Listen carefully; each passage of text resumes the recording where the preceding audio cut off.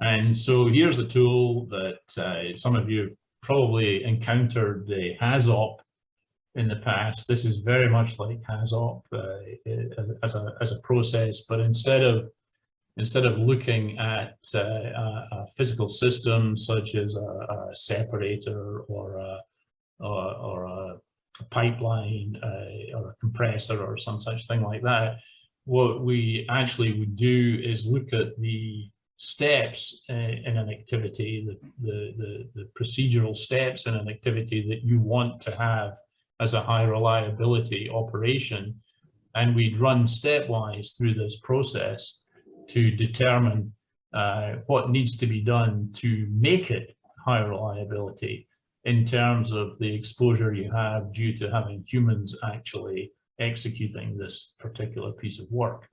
So it's super straightforward, but I'll run through it anyway and see what y'all think.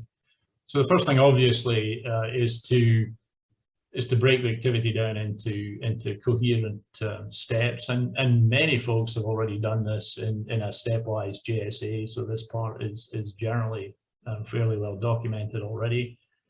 But then the next step is to look at how much successful completion of that step depends on human involvement.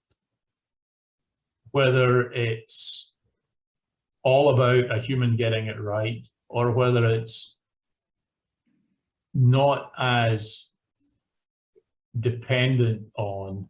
So an example would be, okay, you have 10 valves that need to be lined up in a particular way to have the process run the way that you want it to run. Is that automated? Do you push a button in the control room and boing, all 10 valves are lined up? Or do you have to send an operator out there to do it, all 10 valves, or 8 of them remote control and 2 of them are manual, and so on? So that's an example of ascertaining the level of human intervention required to get the job done successfully. Now, for each of those required human successes, you would look for opportunities for their humanity to get in the way of them being successful. And the 4 classifications of human performance problem that we would recommend come from Energy Institute, which is one of the organizations that's very big into this human performance stuff. They're based in Europe, but all of their stuff is accessible free, and I've already told you how much I like free. Anyway, so they talk about 4 flavors of human performance failure, which are slip, lapse, mistake, and violation. Slip and a lapse are the inevitable consequence of being human.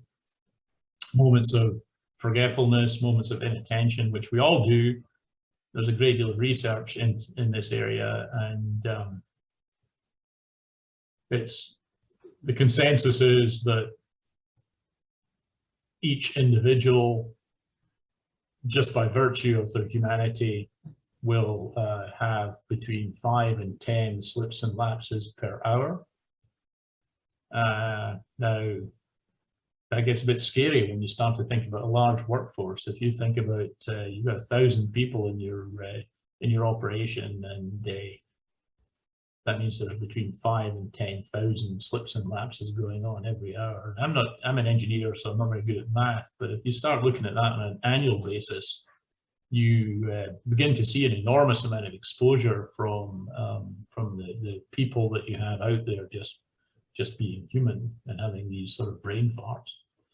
So that's a big deal, and these slips and lapses are perpetrated by everybody. So your most experienced, your best trained, your most well rested, your happiest, your best people are still having between 5 and 10 slips and lapses per hour. And most of them don't amount to anything. But in the context of this analysis, you're going to look for places where they would have a negative impact that you care about. And then we're going to put those onto a risk matrix like we looked at before, where we are going to say, okay, we can't have this. It's absolutely in the red, or we're kind of okay with this, but let's think about whether it's worth a bit more detailed risk management, stick it in the yellow, and then say, you know what, the system here is designed to fail safely or fail softly, and so we can actually live with it. And then the next step is to look at the ones that you've decided need to be managed in more detail. And you can start to look at things like the management of knowledge, skills, and ability, competency, which apply into the mistake classification of the human performance, manning levels, engineering, controls, and so on and so forth. And then look at how you have transitioned that risk from a red to a yellow or to a green, depending on where you think it ought to live. And then if you're smart about it, you're going to validate some kind of effectiveness. You're going to do some kind of effectiveness validation on what you've come up with. And this is the only thing. This is kind of a sales pitch, and I'm not going to say anything about it, but we can do that. And then obviously you have to maintain that and do a plan, do act, a revised type loop on it to make sure that you're actually getting the value out of it that you thought. And so when you've done all that with the activities that you have decided need to be high reliability operations, you are as HRO as you need to be.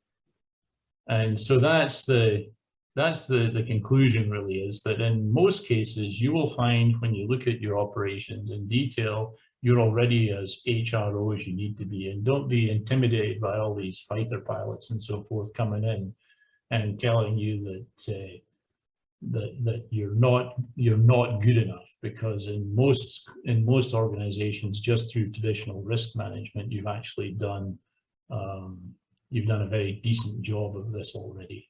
And you're probably, I'm going to say this again, you're as HRO as you need to be. So high reliability operation rather than high reliability organization. Now, if you're interested in digging into this more deeply, particularly if you're interested in looking at the traditional thinking on an HRO, there are a couple of references here, which again are free, and you can find them on the interwebs and have a look at this stuff. Do your own research, and if you want any more, then I'm obviously very happy to talk about this. Ask me questions, link up on LinkedIn, tweet at me. Don't bother with Facebook. But that's all I had for this morning. So if anyone has any questions or comments, then this is a great time to have a little discussion about it.